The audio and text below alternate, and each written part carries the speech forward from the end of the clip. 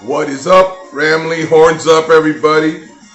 Welcome to the show. We're going to go over last week's great victory over the Tampa Bay Buccaneers, and we're going to really go over and dissect a little bit of the last three games, which got us to this position. Horns up again. Once again, horns up.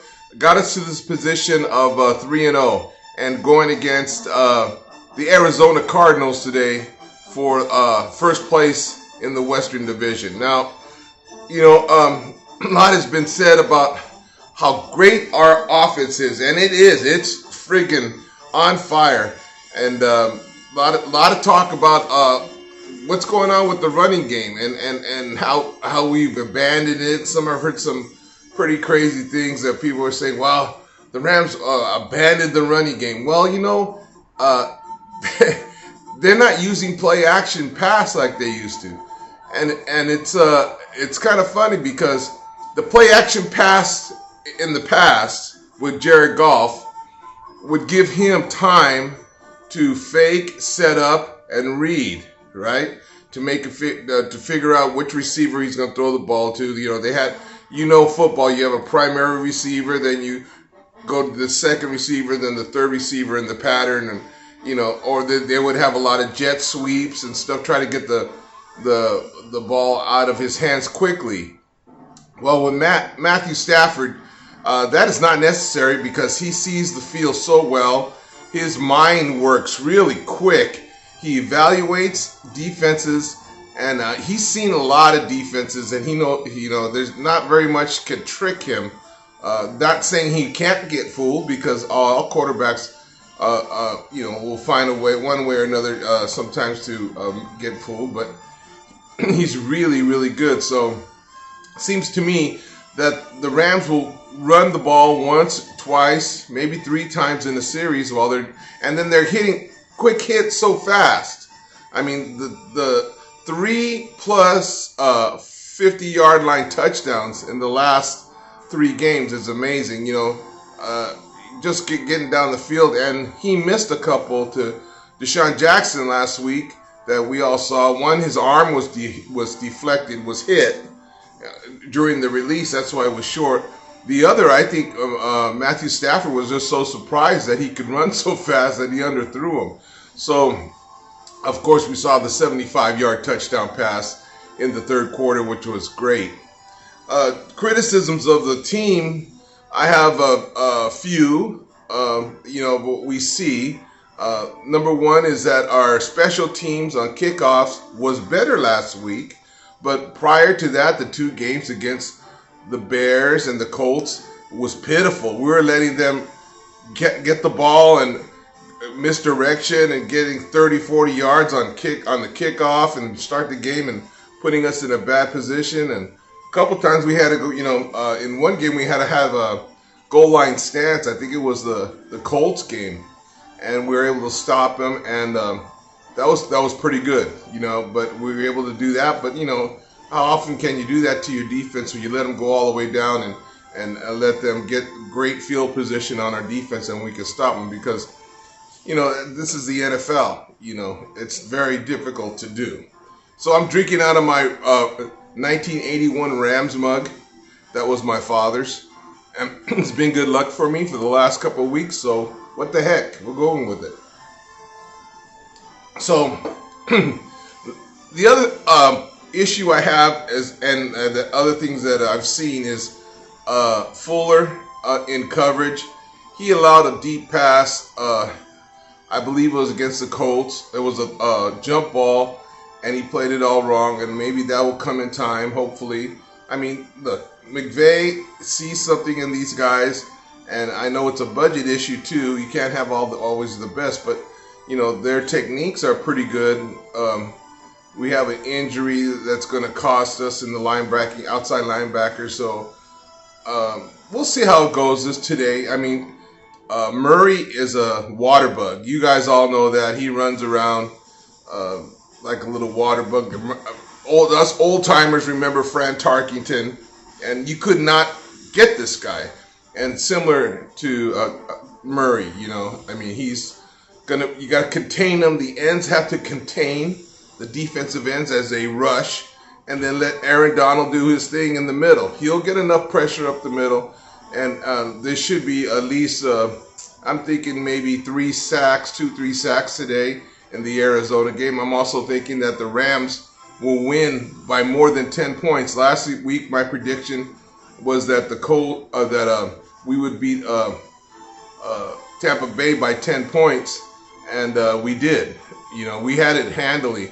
And I think today at home, one of the loudest stadiums, which I'm really happy to say, the way they designed that thing, they put it 100 feet down, but the reverberation of the crowd noise, it's so loud in SoFi. From everything I've read, I've not been there personally. I'll be going on to the Lions game with my kids at the end of the month because it'll be a vaccinated game. Anybody going to that game has to be vaccinated or test negative in the first 72 hours of the game. So I feel safe to go there to that game. But they say it's so loud, and I've heard it time and time again from different broadcasters, from different broadcasting teams, from different writers, the NFL Network. They just say it's one of the loudest stadiums. Tom Brady even said the crowd was so loud, and it's evident when you see the false starts. We were able to get the offense false starts, and it's huge for us. So we need that. We need the crowd, and finally we have a fan base that could be so loud that we could really take over what's going on offensively on the other team and give them a little crap. That's really good. So today I'll probably do an after show. My son had said, "Hey, Dad, you're doing the pregame, and then you're not coming in and following up afterwards on your YouTube channel. Do something afterwards and tell us what you think right away, so it's fresh in your mind." And he's right. But a lot of times, at the end of the game, I've lost my voice from yelling and screaming. But I'm going to try to do something this afternoon so I can put it where see if my predictions come through and see how it goes. So here's my predictions for today. Cooper Kupp will be not a mainstay, but he will have his catches, but he won't have large numbers. I think somebody else is going to step up. Maybe Van Jefferson or Robert Woods. One of these guys are going to step up and put up some pretty big numbers in today's game. And I could see that very handily because I could see them trying to shut down Cooper Kupp. One observation I have for the offense is that if you guys watch the games carefully, you could see Kupp or Woods line up in the backfield. And it's funny, he does this, McVay does this to get a mismatch on a linebacker. So usually the corners will go to the receivers on the end, and when he puts in Van Jefferson, Jackson, Woods, and Kupp, have 4 receivers out there, and he spreads it, you usually have a one-on-one with the linebacker, one of the receivers, and that's how we're able to get these 10, 15-yard passes. And when you give Kupp a 10-yard pass, he is so good. He breaks away. The catches yards after the catches, Kupp and Woods are, a 1 and 2, and they get like about 5 to 6 yards after the catch. So that's how we're getting these first downs. Defensively, number 99 is a beast. He's going to do his thing today, and we don't play dirty. We hit hard, and so against the Colts, 99 took out Carson Wentz. Last week we took out Gronk, and he has broken ribs and can't play tonight in that New England game. So it's amazing how our team hits hard and hits with technique, and it's not dirty play. It's just within the confines of the rule book. So it's very special. So look, Ramley, this is what I'm saying today. The Rams will beat the Cardinals by +10. Mark it down, by +10. The Rams will beat the Cardinals, It may be close in the first quarter and a half, but after that, the Rams will take off and fly. We will shut down their receivers. I know Hopkins is great. They got some great receivers over there, but we're gonna shut them down and we're gonna do our thing, and we're gonna go celebrate a 4-0 after today. That's my predictions for today.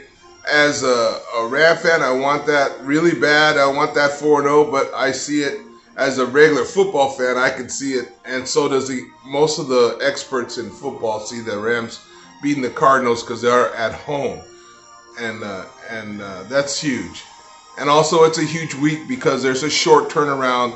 We go play Seattle Thursday night. I hate these Thursday night games because someone always gets injured, and it bothers me because these guys' bodies have to recover, and when you're on the short end of the stick like that, that can be a lot of trouble. So, it's going to be a short turnaround after today. They get to rest. I know they'll have tomorrow off, but then come Tuesday they got to go at it, set the game plan for Thursday night, and some of these guys might get banged up. Henderson's supposed to play running back today, start at least. We will see how much work he gets. He had that little rib injury, and I would think McVay would want give Sony Michel a lot of the work. It was good to see Funk last week get a couple touches, and like I said, this is so far as good or not better than the greatest show on turf in 99-2000.